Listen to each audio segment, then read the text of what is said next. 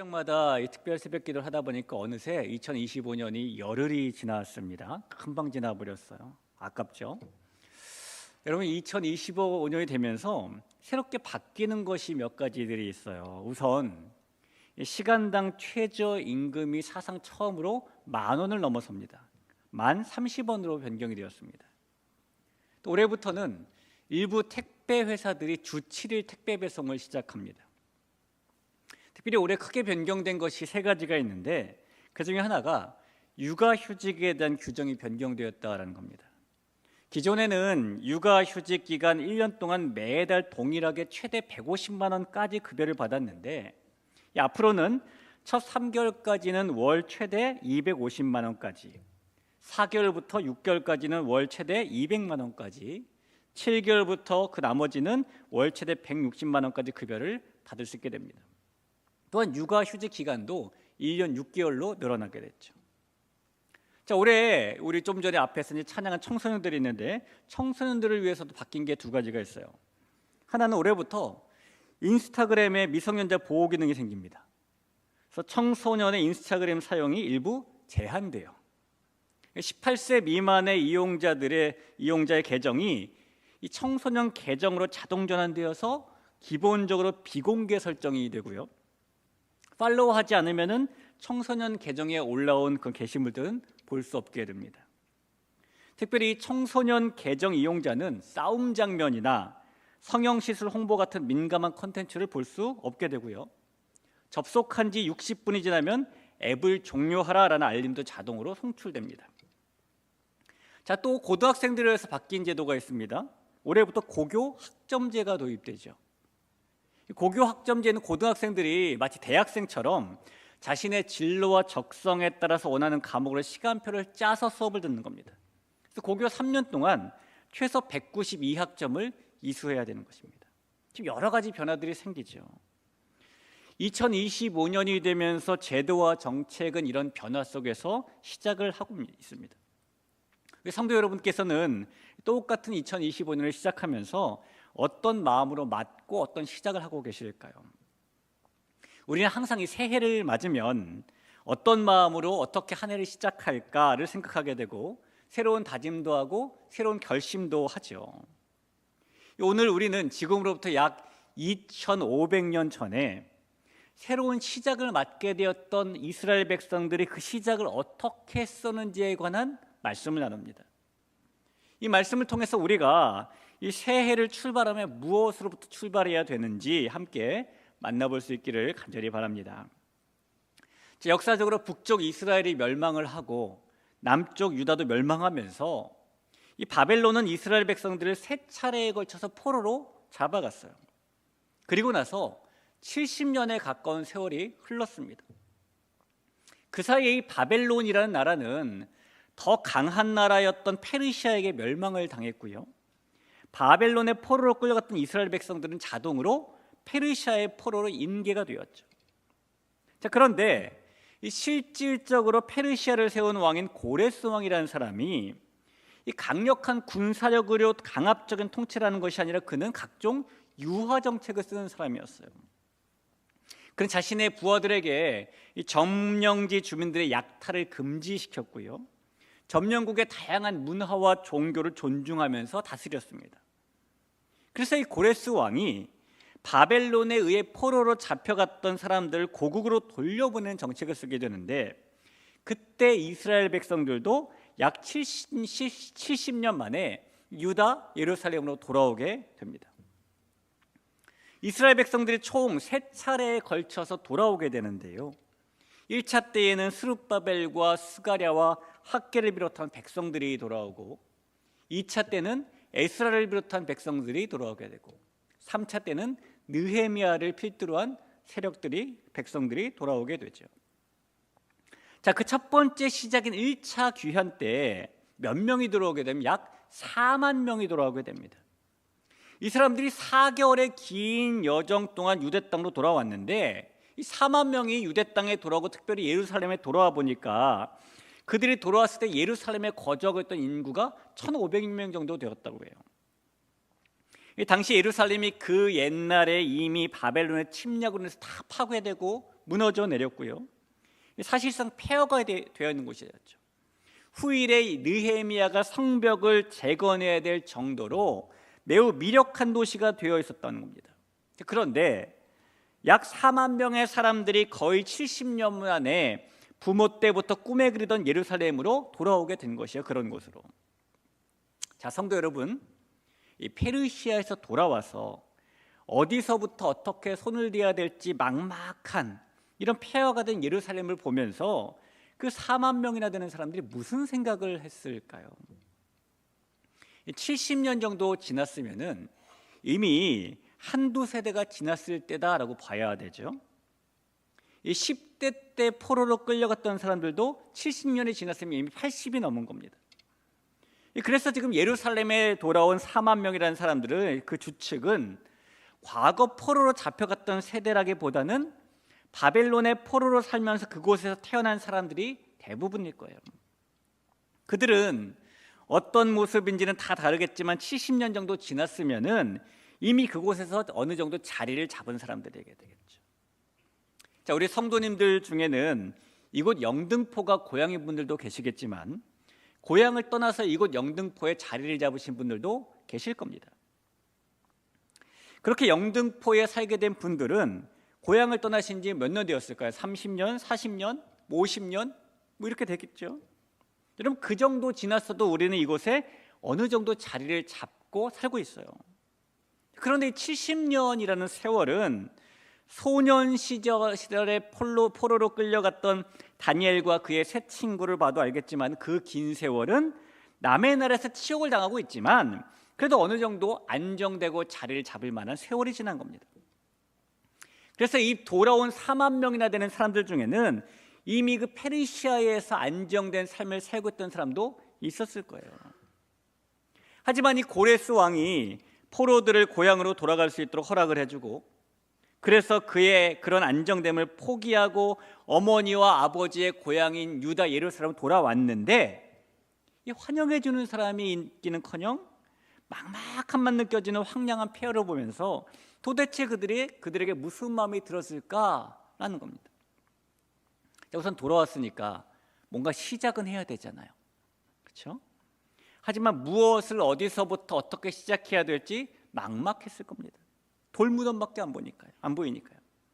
자, 그런데 그런 그들이 무엇을 시작할지 결정을 하게 되는데 그들이 가장 먼저 시작할 것으로 결정한 것이 무엇이었냐면 하나님의 성전을 짓는 것이었다는 겁니다. 성도 여러분, 예루살렘에 돌아온 이 이스라엘 백성들이 왜 성전 짓는 일로부터 자신들의 시작을 열어가고 있는 것일까요? 물론 고레스 왕이 그들을 보내며 성전을 지으라고 했기 때문이기도 하지요. 오늘 2절과 3절에 그 내용이 나와 있는 겁니다. 이 바사왕 고레스는 말하노니 하늘의 하나님 여호와께서 세상 모든 나라를 내게 주셨고 나에게 명령하사 유다 예루살렘의 성전을 건축하라 하셨나니 이스라엘의 하나님은 참 신이시라. 너희 중에 그의 백성 된 자는 다 유다 예루살렘으로 올라가서 이스라엘의 하나님 여호와의 성전을 건축하라. 그는 예루살렘에 계신 하나님이시라 라고 말하잖아요. 이 고레스 왕은 비록 이방 나라인 페르시아의 왕이긴 하지만 유다가 멸망하기 훨씬 이전에 이사야 선지자를 통해서 이미 예언됐던 왕이에요. 자, 이사야 44장 28절을 볼 텐데 보실까요? 고레스에 대하여는 이르기를 내 목자라 그가 나의 모든 기쁨을 성취하리라 하며 예루살렘에 대하여는 이르기를 중건되리라 하며 성전에 대하여는 내 기초가 놓여지리라 하는 자니라 라고 말하죠. 이사야 선지자는 고레스 왕보다 무려 150년 전 사람입니다. 그 150년 전에 나중에 나타날 고레스의 이름도 분명히 말하고 있으며 그가 예루살렘의 중건과 성전의 기초를 놓는 자라고 예언을 했어요. 그리고 그 예언처럼 고레스 왕이 포로였던 이스라엘 백성들을 예루살렘으로 돌려보내면서 성전을 건축하게 했고 자금도 대주었습니다. 자, 그래서 이스라엘 백성들이 예루살렘으로 돌아오자마자 가장 먼저 성전을 지었던 가시적으로 보이는 이유는 고레스 왕이 그렇게 하라고 했으니까예요. 하지만 여러분, 그것이 그들이 이 새로운 시작을 하면서 성전 짓는 것부터 출발한 궁극적인 이유일까요? 그렇지는 않습니다. 그들이 성전 짓는 일로 새로운 시작을 열었던 것은 또 다른 이유가 있어요. 왜냐하면 성전이라는 것은 하나님의 영광을 대변하는 곳이기 때문인 것이죠. 출애굽기 40장 34절을 보시죠. 성막이 처음 지어졌을 때 있는 장면입니다. 구름이 회막에 덮이고 여호와의 영광이 성막에 충만하매라고 말합니다. 자, 이번에는 성막이 없어지고 솔로몬이 성전을 지었을 때 무슨 일이 일어났는지 한번 볼까요? 역대하 7장 1절입니다. 솔로몬이 기도를 마침에 불이 하늘에서부터 내려와서 그 번제물과 제물들을 사르고 여호와의 영광이 그 성전에 가득하니라고 말합니다. 성전은 하나님의 영광이 임하는 곳인 거예요. 따라서 성전을 세운다는 것은 단순한 건물을 세운다는 것이 아니라 하나님의 영광이 임하실 처소를 세우는 겁니다. 그리고 하나님의 영광을 세우는 것이 하나님의 꿈이죠. 그러니 70년 만에 예루살렘으로 돌아온 이스라엘 백성들은 새로운 삶을 시작하면서 하나님의 영광의 회복을 꿈꾸고 가장 먼저 성전을 짓기 시작한 거예요. 사랑하는 성도 여러분, 우리도 똑같은 환경과 여건은 아니지만 이스라엘 백성들처럼 새로운 시작, 새로운 출발을 합니다. 우리가 2025년을 맞아서 새로운 삶을 시작하는데 여러분께서는 그 새로운 삶을 어떻게 시작하고 싶으신가요? 그 옛날 70년 만에 예루살렘에 들어왔던 이스라엘 백성들이 그랬던 것처럼 저와 여러분도 이 새로운 출발을 하나님의 영광을 세우고 하나님의 영광을 회복하는 일로 시작할 수 있기를 간절히 바랍니다. 그것이 우리가 꾸는 꿈이어야 해요. 여러분, 이 세상에는 두 가지 종류의 꿈이 있어요. 하나는 눈에 보이는 크기의 꿈이라는 것이고 또 하나는 눈에 보이지 않는 가치의 꿈이라는 것입니다. 이 크기의 꿈은 말씀드린 대로 눈에 보이는 것을 쫓아가는 꿈이에요. 하지만 눈에 보이는 것을 쫓아가는 것이 분명한데도 그 꿈이 손에 잘 잡히지 않는 특징이 있습니다. 예수님의 제자들은 갈릴리 호수에서 물고기를 잡던 사람들이 상당수였죠. 그들이 예수님을 만나기 전에 어부의 일을 하고 있을 때에 그 제자들이 가지고 있던 꿈은 물고기를 많이 잡는 것입니다. 그래서 누가복음 5장에 의하면은 그 제자들은 그 꿈을 이루기 위해서 갈릴리 호수에 나가서 밤이 새도록 그물을 던졌어요. 그러니까 배에 가득할 정도로 물고기를 많이 잡아서 좋은 값에 내다 팔고 그래서 지금보다 조금 더 풍족하게 살아야 하니까요. 그렇게 자신들의 꿈을 이뤄야 하니까요. 하지만 그들은 단 한 마리의 물고기도 잡지 못했습니다. 요한복음 21장에 의하면은 그 제자들은 예수님께서 십자가에서 돌아가신 후에도 다시 그 과거의 꿈을 쫓아 갈릴리 호수에 나가서 밤이 새도록 그물을 던졌습니다.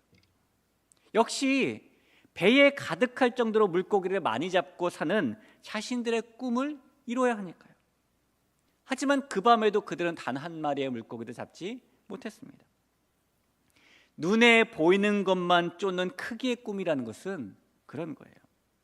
우리가 자녀들을 좋은 대학과 좋은 직장에 들어가게 해야 하고 어제보다 더 나은 환경을 만들기 위해 좋은 차와 넓은 집을 추구해야 되고 남들과 비교할 때 빠지지 않는 사람이 되어야 하고 많은 사람들이 그런 크기의 꿈만 꾸기 때문에 실패를 경험하는 것이고 좌절을 경험하는 것이고 이 생망이라고 말하면 이번 생은 망했다라고 생각하는 거예요.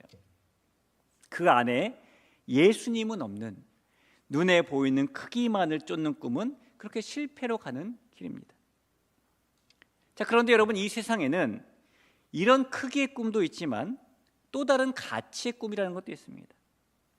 가치의 꿈은 눈에 보이지 않는 것을 쫓아가는 꿈입니다. 그리고 그 꿈은 눈에 보이지 않는 걸 쫓아감에도 우리 손에 쥐어집니다.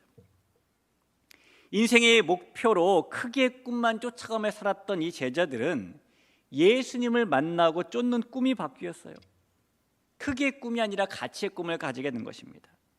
다시 누가복음 5장으로 가보면 밤새도록 물고기를 많이 잡아서 만선을 이루려고 했지만 실패했던 제자들에게 예수님께서 깊은 데로 가서 그물을 던지라 라고 말씀하시죠. 우리가 성경 구절로 한번 볼까요? 누가복음 5장 4절입니다. 말씀을 마치시고 시몬에게 이르시되 깊은 데로 가서 그물을 내려 고기를 잡으라. 그랬더니 어떻게 됐습니까? 그물이 찢어질 정도로 물고기가 많이 잡혔고 동무들의 배를 불러서 두 배에 잡은 물고기를 싣자 배가 잠기울 정도가 되었어요. 자, 다시 요한복음 21장으로 가보면 역시 밤새도록 그물을 던졌지만 물고기를 잡지 못했던 제자들에게 예수님께서 배 오른편에 그물을 던지라라고 말씀하십니다. 요한복음 21장 6절을 보시죠. 이르시되 그물을 배 오른편에 던지라 그리하면 잡으리라 하시니, 그랬더니 그물을 들 수 없을 정도로 물고기가 많이 잡혔습니다. 여러분 참 이상하죠? 이 제자들이 자기들이 가지고 있던 크기의 꿈을 쫓아갈 때는 단 한 마리도 잡을 수 없었던 그 물고기가 예수님의 말씀을 따랐을 때 자신들이 꾸었던 꿈보다 더 많이 잡힌 겁니다. 눈에 보이지 않는 가치를 쫓아가는 꿈은 그런 특징이 있어요. 눈에 보이지 않지만 하나님 나라를 꿈으로 품고, 눈에 보이지 않지만 하나님의 영광의 회복을 쫓고, 그렇게 가치의 꿈을 쫓을 때 크기의 꿈을 쫓았을 때보다 오히려 더 많은 결실을 만나게 된다는 것입니다. 그래서 여러분, 우리가 꿔야 될 꿈은 크기의 꿈이 아니라 가치의 꿈이에요. 결실이 더 많으니까요.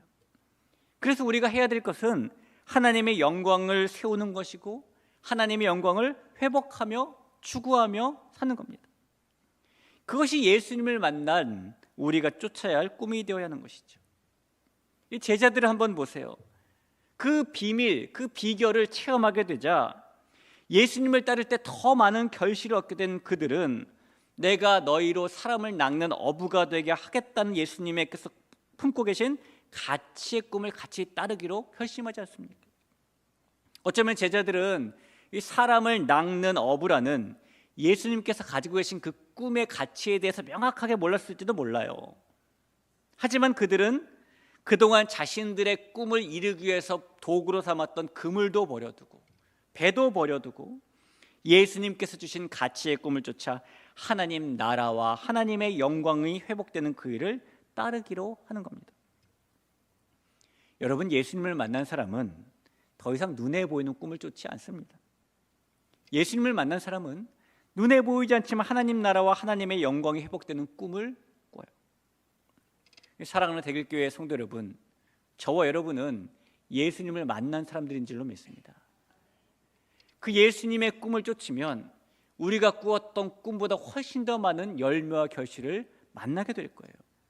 이 새해가 예수님께서 우리에게 주신 그 가치의 꿈을 쫓아서 하나님의 영광의 회복을 세우는 일로 시작될 수 있기를 주님의 이름으로 간절히 축원합니다.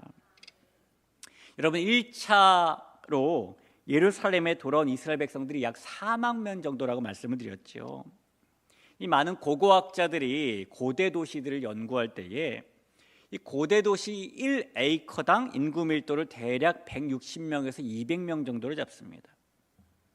그래서 시대에 따라 예루살렘의 크기를 감안해서 그 기준으로 생각을 해보면은 다윗 시대 때 예루살렘에는 약 2,000명 정도 살았을 것이다라고 추정이 되고, 그보다 예루살렘이 조금 더 확장된 솔로몬 시대 때에는 약 4,500명 정도 살았을 것으로 생각이 돼요. 또 그보다 더 확장되었던 히스기야 시대 때에는 약 2만 5천 명 정도 살았을 것으로 추정이 됩니다. 하지만 3차 포로 귀환 때인 느헤미야 때 예루살렘은 약 4,500명 정도만 거주할 수 있을 정도의 크기였어요. 그런데 1차 때 벌써 4만 명이 들어온 겁니다. 자, 그렇다면 이 4만 명이 전부 다 예루살렘에 살 수 있는 것은 아니죠. 게다가 이미 1,500명이 살고 있으니까요. 그러니 그 중에 어떤 사람은 예루살렘에 살고, 어떤 사람들은 예루살렘 바로 옆에 살고, 또 어떤 사람들은 예루살렘에서 좀 멀리 떨어져 살고, 이렇게 흩어져 살 수밖에 없는 겁니다. 그런데 그런 사람들이 거리가 얼마가 되든 환경이 어떻게 되든 자기의 터전을 뒤로 하고 함께 모여서 하나님의 영광을 회복하기 위해 성전을 먼저 지었다라는 거예요. 허허 벌판에 돌아온 그들에게 당장 시급한 것은 먹고 사는 일 아니었을까요? 그 허허 벌판에서 어떻게 자녀를 키울까 고민해야 되는 것 아니었을까요? 현실적으로 그들이 당장 쫓아야 될 꿈은 크기의 꿈일 수밖에 없었을 겁니다. 그러나 그 사람들은 그 순간에 자신들의 그 꿈을 내려놓고 하나님의 영광을 세우는 가치의 꿈에 몰두했다는 겁니다. 우리 귀한 성도 여러분, 그 모습이 2025년을 살아가는 우리의 모습이 되길 원합니다.